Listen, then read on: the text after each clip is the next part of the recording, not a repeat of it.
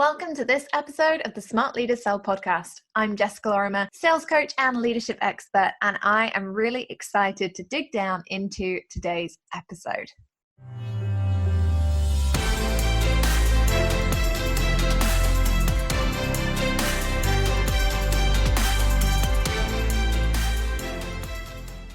So, if you are joining us today, which, if you are, you're basically a hero because it's summertime, I'm hoping sunny, you should be in a paddling pool, drinking a cocktail, eating a Calippo ice cream. But if you are taking the time to listen to this episode instead, thanks for joining me on a goodie. It's going to be a really interesting episode today. There's lots of statistics involved, which, we all know that I love numbers, but they're interesting ones. There's also a lot of practical and actionable activities to do in this episode, and I think that's also quite enjoyable to sit down and ponder just over your Prosecco flavoured ice pop, which incidentally I have bought. They are in my freezer. I'm very much looking forward to one. Clearly getting into the summer spirit early. So some of the practices that I've seen recently, and when I say recently, I've been thinking about recording this episode probably for about 2 years. And the reason I haven't recorded the episode yet is because, well, there are many reasons. One is that I wanted to really make sure I had the evidence to make the claim and back it up. The second was that I didn't want to create an episode that was truly a rant about something that everybody is talking about but nobody's actually doing anything about. And the third thing was that actually it's really hard sometimes to take a step back and be objective about your industry. And, there have definitely been times where I've been putting this episode together and I've felt like I wasn't as objective as I'd like to be, or I've been impacted by things going on and I've thought, now is not the best time for me to record this. But actually, 2019 is the year of bold leadership, as my friend Tara Newman would say. And so for me, it means speaking out on something that I think is concerning and I think we should be worrying about, and I think that we should actually be taking action to change. And that is the statement, the online space is dying, okay? The online coaching space, particularly, has reached its maximum. It's reached its bubble. It is about to burst. It is all that is wrong with the online business world sometimes. And this episode is not, going to be a rant about who's done what and naming and shaming, because, that is now pointless. Way beyond that. If I was Leonardo DiCaprio in this situation, which, oh my goodness, I wish I was Leo DiCaprio, what a man, I would be preaching, we've already destroyed the world. What we need to do now is work out how we fix it. And that's how I feel about the online coaching space, is that we collectively, no matter, and this could be controversial point number one, no matter how good a coach or how inexperienced a coach you are, in some way we have all contributed to the problems that we're currently seeing in the coaching space. That's hard to hear, isn't it? Wow. That feels uncomfortable even for me to say. I'm like, Jeff, back off. But it's true, and there are certain examples I want to give you today about my coaching experiences and, what I've seen and what I've done things about and what I haven't. Because I think, sometimes we get caught up in, well, I'm providing or I'm trying to provide the best service for my clients and my customers, and so it's not my problem what other people do.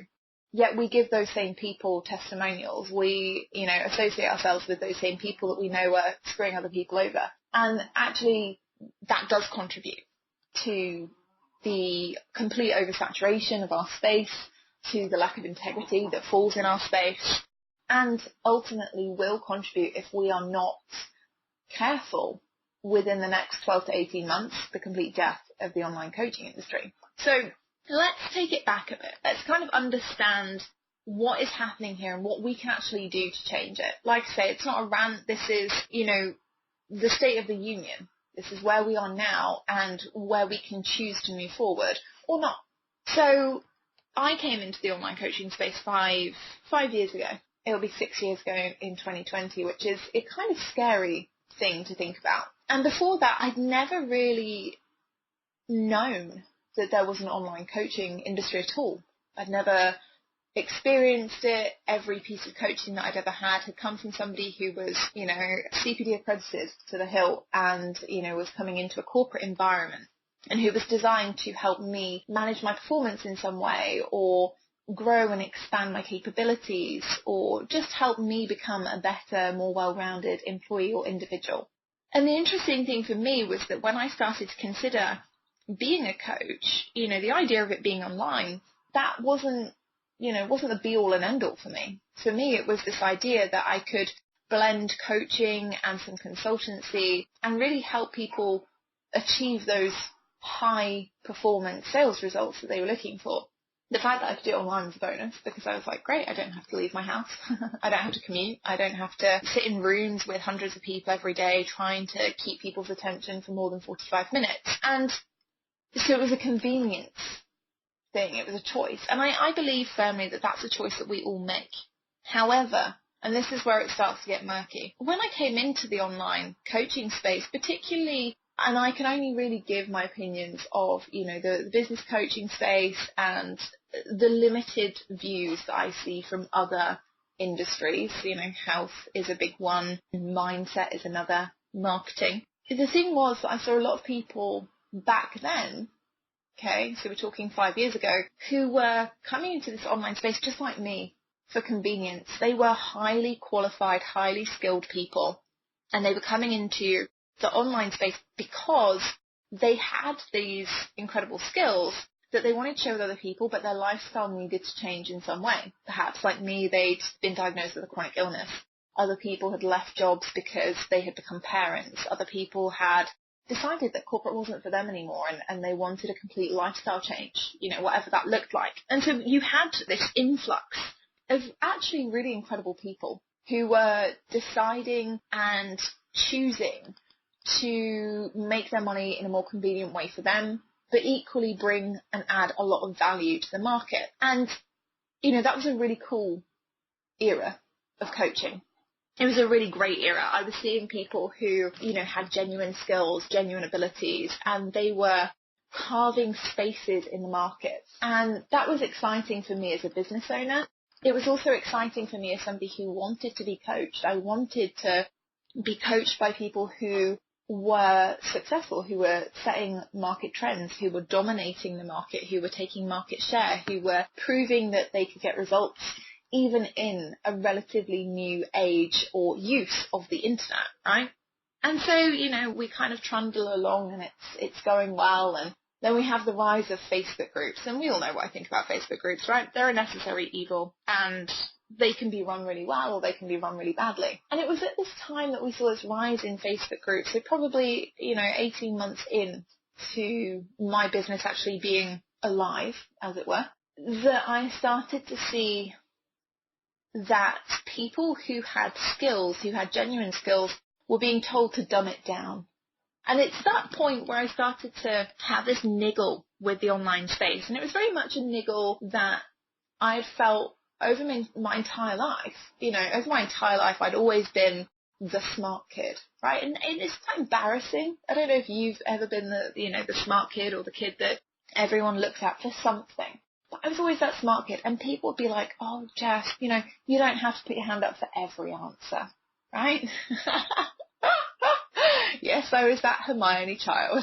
I know it. I know what the answer is. I'm literally sat here recording this in my living room, waving my arm around. But I was that child, and people would say to me, you don't have to put your hand up for every answer. You don't have to tell everybody what the right answer is. You don't have to always act like you know, even when you do. And it felt for a long time that people were embarrassed or people were ashamed of the fact that I was a bright kid. And, it made me want to sometimes extinguish that within myself. And when I went into the working world, it was completely the same. Only it was more cutthroat. So, it suddenly became way more cutthroat and you lost more friends because the people who did well quickly weren't necessarily liked by other people. And that's what I started to see in the online space. And actually, that was probably the first and most concerning trend. There was a group of people that I, was and still am very good friends with, biz besties with, talk,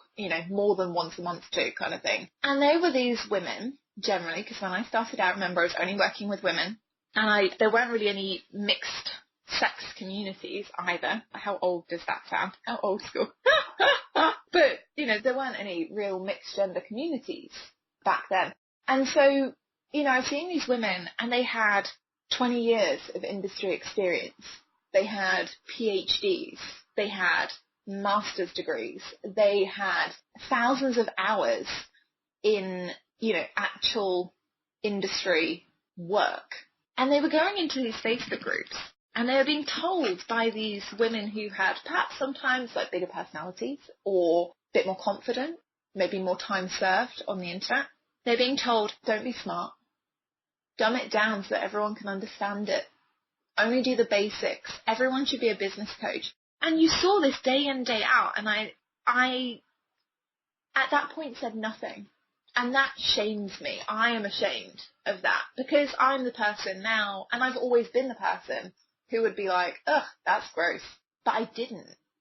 And, there were lots of elements. There were lots of reasons why I didn't. One, I didn't feel confident to. I didn't want to rock the boat. I didn't want to come up against an influencer who would inevitably make my life very difficult on occasions. Thankfully, that part of me is now gone. Now I'm just like, screw it, say whatever.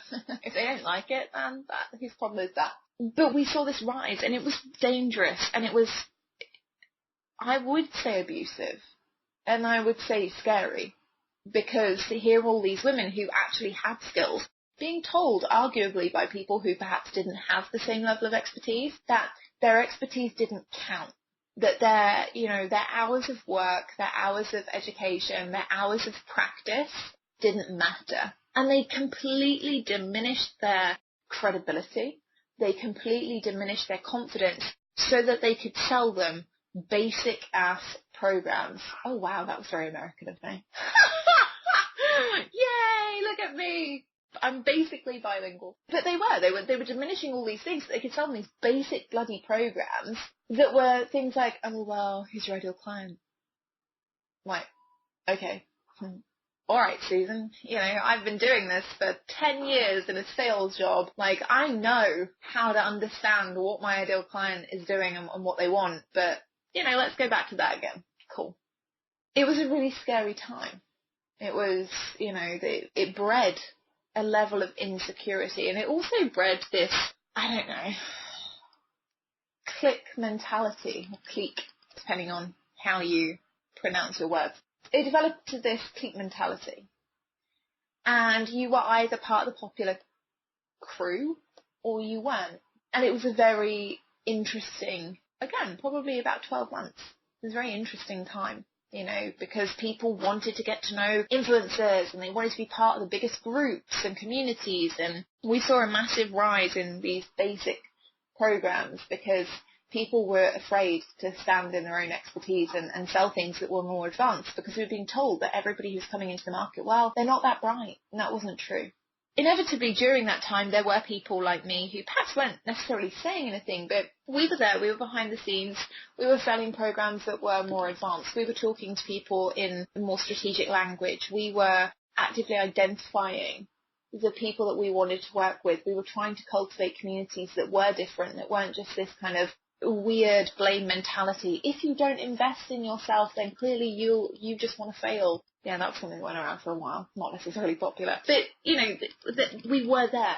We were in the background. But do you know what actually being in the background meant?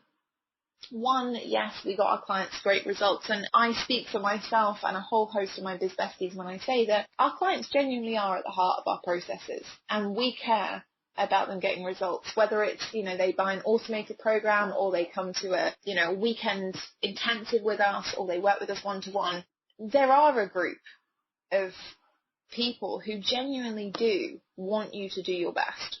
Do you know what also happens when you're behind the scenes? When you are doing this, when you're trying to subvert the messaging, when you're trying to, work in tandem with a group of people who are way more vocal than you are, but not necessarily as committed to the result, you become what is fondly known of as a best-kept secret. And what you actually start to wonder in your head, and this is a question that I've posed many times in conversations with my biz besties, is that you start to wonder, if I had fewer morals, would I make more money? Think about that for a second. Have you ever thought that? Is that a question you've ever asked yourself? And if it is, you aren't alone. I ask myself that question, if I'm honest, probably once or twice a week. It doesn't mean that I want to change as a person, but it does mean that I'm often incredibly frustrated at the fact that people who manipulate, that people who use neuro-linguistic programming techniques badly, and that people who market unethically or sell unethically are probably making far more money than, I do, than my clients do, than my biz besties do, but they're not getting the results. And they're okay with that. That's the even bigger concern for me, is that they're not even embarrassed by that. They're totally fine about it. And that question for me, it comes up so regularly, because we are in this age where actually good coaches are hard to come by. And being behind the scenes and getting these great results means that, yeah, okay, in nice language, sure, you're the best kept secret. And when people find you, they buy from you, they're so excited, they finally get results, they finally start seeing things happen. But, it also means you're contributing to a generation of people who aren't buying from you first. They're buying from somebody else. They're wasting money with somebody else because you aren't prepared maybe to step up yet. Perhaps you don't have the confidence yet to shout loudly about it. And I'm not judging you. Just an FYI, I'm not judging you on this, because this is something I still work through regularly. If you're on my email list, I talked about this fairly recently. I said, look, this is the summer of bold Jess. This is the summer, because I'm going to be 30 in a month. I don't care anymore, apparently. I'm not sure when that kicks in, by the way. So if anyone knows that period where apparently you give 0 Fs, let me know when that happens. Like, how soon after I turn 30 does that happen? Is that like I wake up on the day and I'm like, oh my God, everyone can go hang? Or is it like a graduate thing? I don't know yet. But this is where I am. Good coaches are hard to find. And yet the results of good coaching stand out for themselves. There was a Deloitte business study relatively recently, about a year ago now, that actually quantified good coaching results. And it gave an overall figure that people who were coached by good coaches within business led to over 150% increase in business results. Right? 150% increase. Now, let's look at any area of your business and think about, okay, if I had a good coach and I could increase by 150%, how would that look for me? Right? If I could increase my sales by 150%, if I could increase my lead generation by 150%, if I could increase my resilience in my mindset by 150%, how much more successful or confident, or how many extra quality leads, or how many sales would you be signing each month? It's a lot, right? I look at it, I'm like, wow, 150%. I would be, chilling out in Barbados somewhere. Recording my podcast with sand everywhere, Scott having to edit out the waves and the sound of coconuts that my cocktails are being stored in. I'm definitely off on a tangent. But, you hear my point, right? 150%. And that's the average number. That doesn't take into account the people who are super coachable, who really want to do this. And so if you're sat there and you're somebody who's like, yeah, I really want to do this and I'm really committed and da-da-da-da. Do you know what? If you had a good coach, 150%. But the thing is, people don't hire good coaches. Good coaches aren't sexy. And we've all been there. Again, I've hired the sexy coaches, and do you know what? I've got absolutely sweet FA, because popularity apparently does not equal credibility in the majority of cases. Right? And I hate to say that. I do hate to say that, but it's true in my experience. Okay? Again, I'm very, very clear. This is my experience, but I can tell you that in 2015, 2016, 2017, 2018, and 2019, I hired coaches. Right? There are 3 coaches that I've worked with that I have actually enjoyed working with, that I think are incredibly skilled at what they do, and I talk about them, and I know them, and I am proud to be part of their communities. 3. There are 7 that I've worked with that I didn't see any results from, that I didn't see any care or attention from, that once they had sold me into the program, they didn't really give a toss how I performed, that I had bad customer experiences with, that, actually put out testimonials from me on sales pages that weren't from me at all, that weren't relevant, that weren't even in line for those programs or indeed those accolades. That's 70%. It's a lot of money. And I'm a salesperson, right? I have a very well-tuned BS detector, but apparently not when it comes to the online space, because like you, like everybody, I want to take my business to the next level. I want to see a change. I want to see growth, expansion. I want to do big things, make a big impact. And so I've bought basically everything. So if you ever need a review on a course, hit me up. I'll be able to tell you. But it's true. You know, over the last 5 years, I've bought an awful lot. In fact, one of the things my accountant said to me last year during our annual review was, I don't know that you are getting anything from being coached anymore. The ROI is not there in the last however many coaches that I'd actually used that year. He said the ROI isn't there, and I would advise that you reduce that spend. Wow, that was a kicker. I mean, to be fair to my accountant, I then went on and I made the biggest investment in coaching this year that I'd ever made. So I can't say that I wholeheartedly listened to that, but it did make me step up and think, actually, where do I want my 150% to come from this year? And where is that most likely to come from? And, you know, maybe should I stop buying the popular kids programs and actually start buying things that are going to be relevant to me and that are going to be tailored to me and help me get the best experience? And I did. And you know what? This year has been very different. It's also been very challenging, personally, professionally. There have been many, many challenges. But do you know what? It's been one of the most fulfilling years so far because of that. Because of how challenging it's been, because of the support that I've had, because of the strategies that I've had to implement, the hard decisions that I've had to make, the way that I've shown up as the boss in my business has been very different. And that's powerful. And that is my 150%. My revenue is on track to be a supreme year. And I'm very excited about that. But do you know what else, more importantly, is happening across my business? My clients are getting better results. We have people email in literally every day saying, hey, Jess, you know, when is this program going to be open? Because I want to take it. Our brand reputation in the market is building. And yeah, do you know what? It's taken me 5 years to have that happen steadily. You know, not just every so often someone in a Facebook group says, yeah, Jess is all right, you should work with her. But 5 years to build something where every week we get emails from people that we don't know saying, hey, Jess, I've heard really good things about you from so-and-so, so-and-so, or I listened to you on a podcast, or I heard you as a guest expert for so-and-so, so-and-so, and how can I work with you? It wouldn't have taken me 5 years if 5 years ago I'd have stepped up and said, hey, do you know what, like, it's cool that you all want to be popular and sell your stuff, but I know it doesn't work, and I'm going to sit here and I'm going to be just as confident, even if I don't feel it, and I'm going to be just as visible, and I'm going to make people buy my stuff instead of yours. Because I know it will work. I know it will get them results.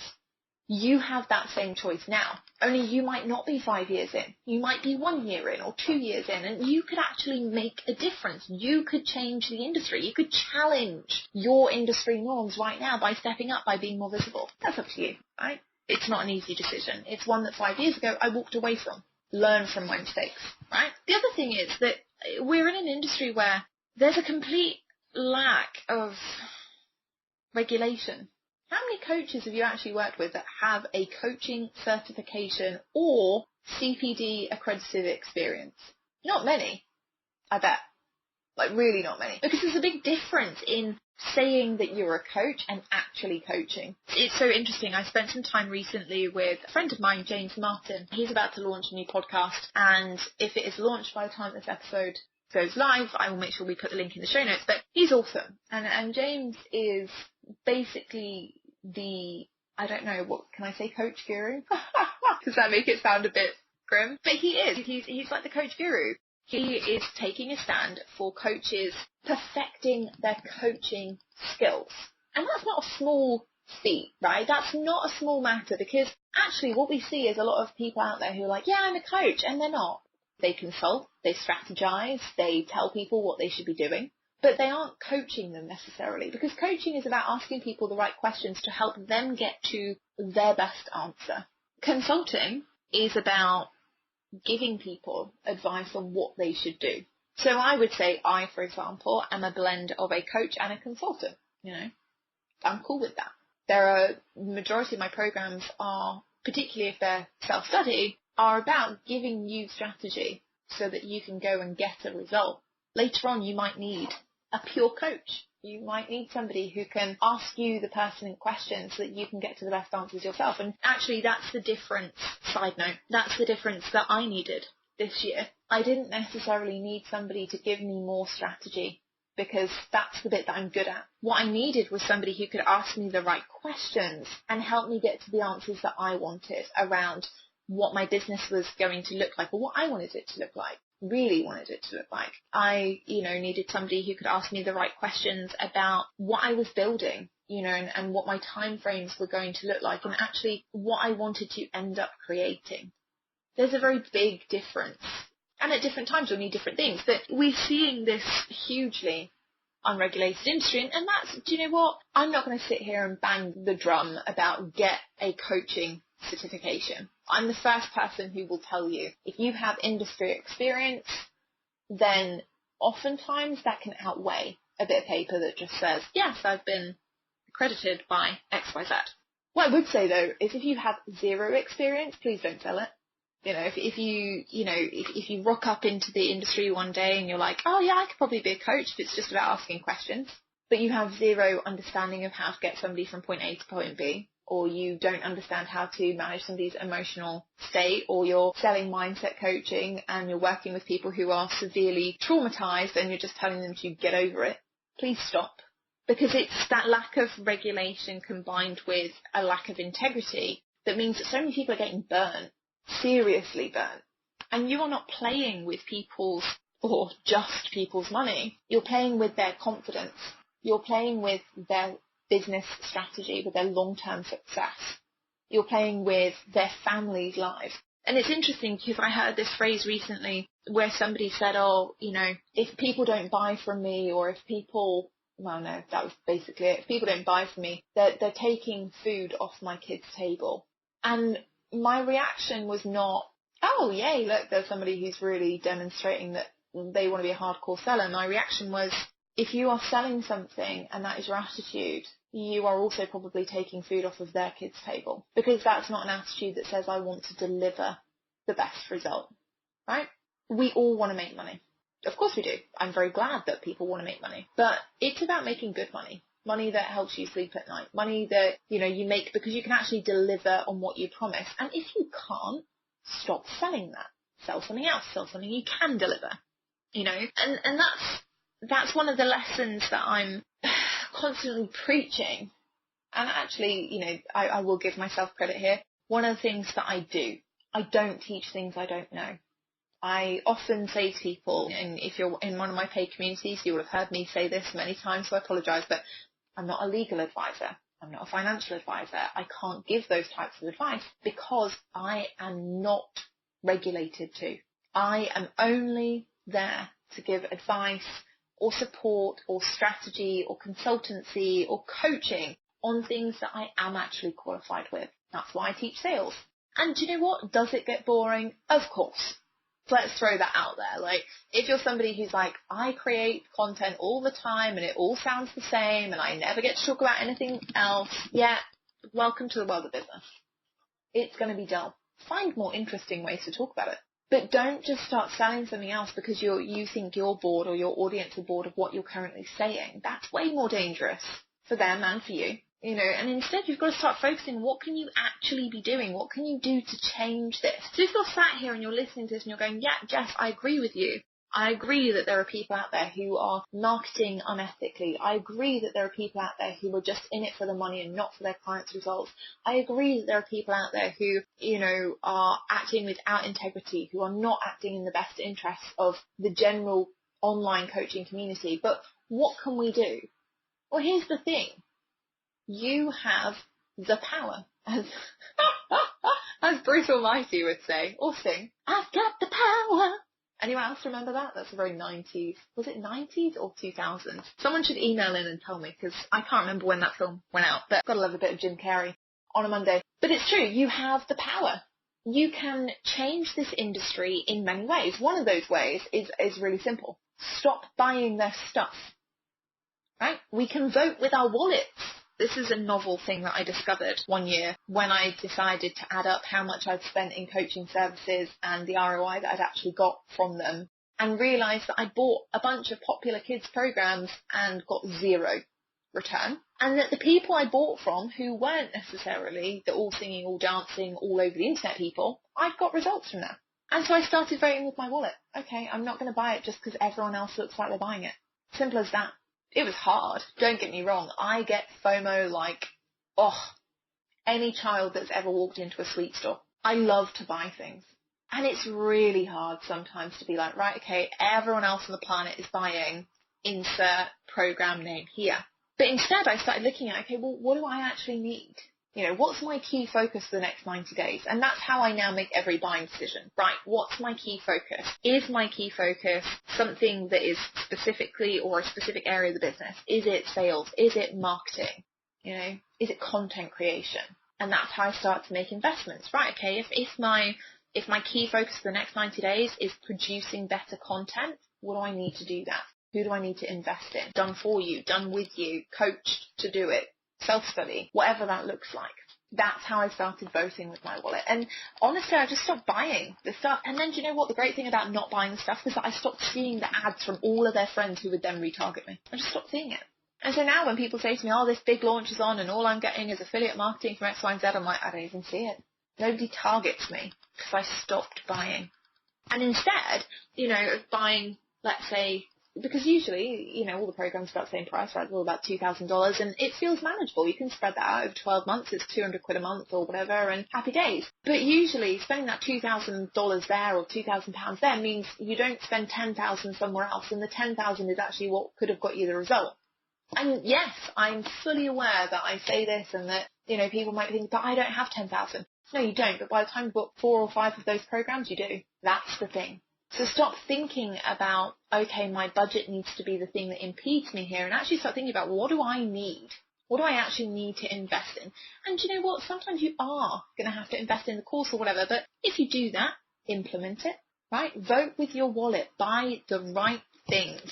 And if there's not a right price point for you, ask that person. I'm forever referring people to colleagues, to peers.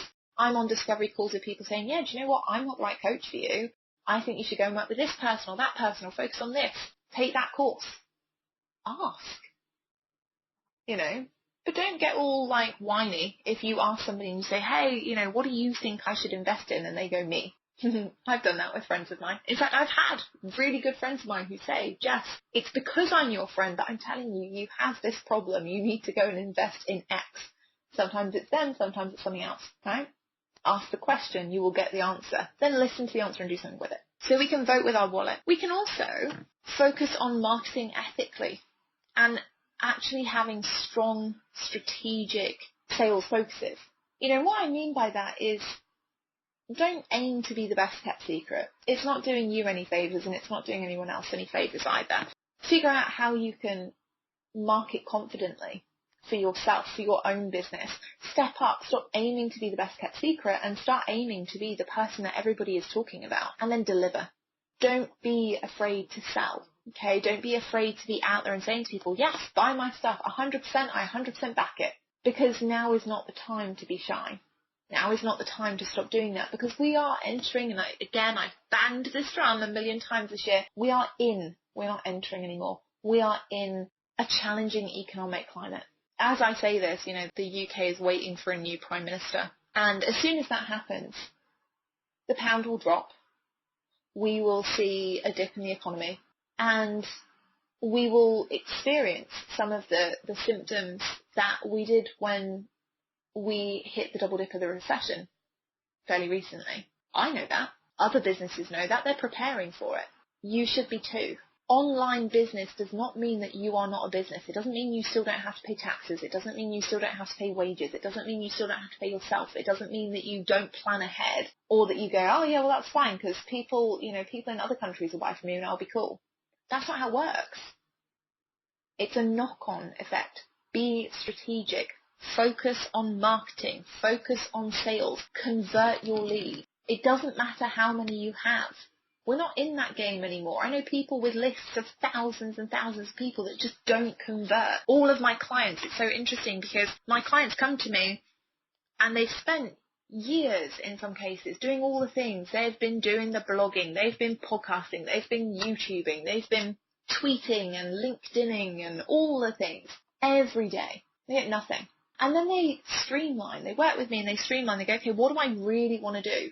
In fact, one of my clients recently did this and she took it back to one platform. She's made more money in the last 4 months than she's made in the last year in her business. Be strategic. Make strategic decisions for your business. Take advice from experts, but not all of the experts. Don't do all of the things. Focus on your marketing. Market confidently. Sell confidently, right? My third one is, I think, pretty self-explanatory. Stop contributing to the shit. That's quite bold for me. It also means that we'll have to put one of those little explicit icons on this episode. But it's true. If you don't like what is happening in the industry, stop contributing to it. That's something that I am really taking to heart this year. I'm tired of seeing everybody sell a $2,000 course to try and upsell people into a $10,000 whatever and a $15,000 this. I don't care about it. And so I refuse to contribute to it. It means that my business model is very different. And you know what? It also means that I'm a premium product / service. I don't mind. My clients get better results. They get them quicker. They don't feel like they're always being pushed through a funnel. I spend a lot of time, creating offers for my audience that I know are actually going to work for them. I would rather have that any day of the week. I also don't create tons and tons of content. I don't believe in creating this culture of constant content creation and consumption. And wow, that was a lot of C's. Because it doesn't work. I see everybody. I see them out there. They're all listening to 50 podcasts a week. They're in every single Facebook group going. They're writing social media posts like tomorrow they're going to run out of Facebook. They're still not getting clients because they're worrying so much about all this crap that they think they have to do just to be like influencer number one. The thing is, influencer number one has an entire team. They have other people that can help them do all of that. They have other people that can help them contribute to this constant cycle of content creation that keeps you stuck. And then they tell you, and this is the real kicker, you have to do the same to be just like them. Yeah. Well, their business wasn't making millions in the beginning because they were pumping out so much content across every bloody platform there is. That's not what happened. They woke up. They had a specialism. They identified people who needed help solving a particular problem within that specialism. They solved it. They told people they could do it. And the content became the method of which they talk to more people. But if you aren't even having your first 10k month yet, you don't need to be talking to thousands of people. You need to go out every month and talk to 10, right? We don't need this cycle. Stop putting your audience into the cycle of, weird heart attack mode. Oh my goodness, I might have missed a podcast episode this week because there were 7, right? Oh my God, I might have missed an email because, Jess sends out 50 a week. It's not healthy. Not healthy for them. Not healthy for you. Too much pressure on both sides. And also giving constant content, all of the time means that people can't buy because they're always trying to work their way through free content from you and from everybody else. Stop contributing to that. Be strategic. How do you want to market? How do you want to sell? How do you want to converse with your people? Dial down and do one thing really, really well. And you'll find that you get way more results. For you, that might be having the best Facebook group ever. It might be having the best podcast ever. It might be having the best YouTube channel ever. Do one thing well and it'll pay off tenfold, right? And then finally, this is my final point, and of course I'm biased here. Of course I am. But here's the thing. There are so many people who have credible skills in my audience. There are people who spent 20 years in corporate companies. There are people who have spent years, maybe not in corporate companies, but developing their skill set, who've spent years honing their craft, developing true mastery, who are not selling to corporate companies because you believe you're going to have to dress up in a suit, carry a briefcase, and go into an office every day of the week. You don't. That's not how it works.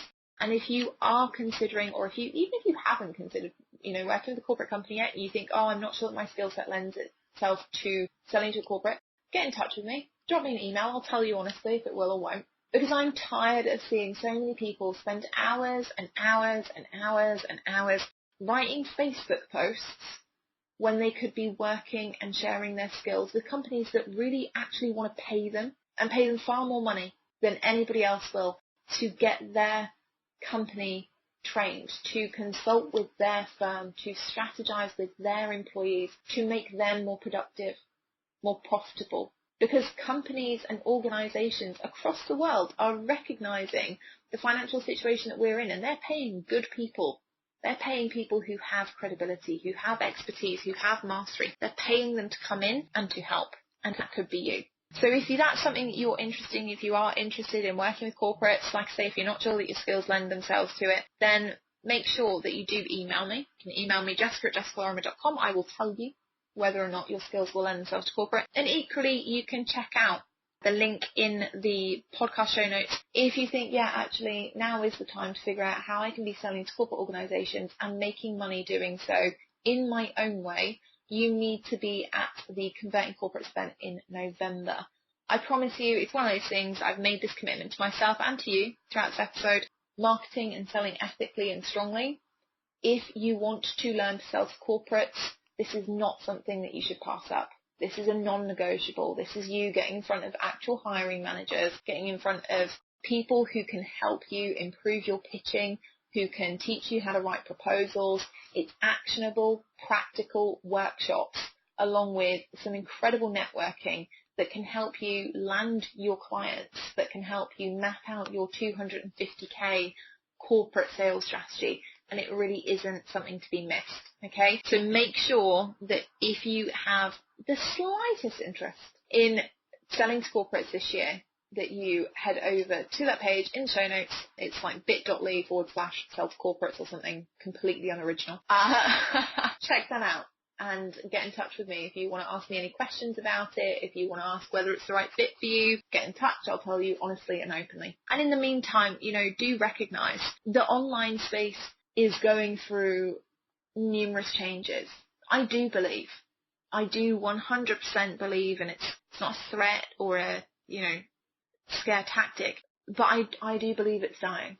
I have done for a very long time. We are in a very different state of the union now, with far more critical consumers, with influencers that have died out, that have had very, very challenging years. Even being influencers, we're seeing profit margins drop across the board, and we're seeing everybody fight for the same customers. Stop doing it. Make it easy for yourself. Figure out ways to market ethically, ways to sell strongly, vote with your wallet, stop contributing to the crap, and actually think about your credibility and expertise. And is it best used on selling to the entrepreneurial market, or is it wasted? And if it is, sell it somewhere else, because there will always be somebody out there who will really value you for what you have to offer.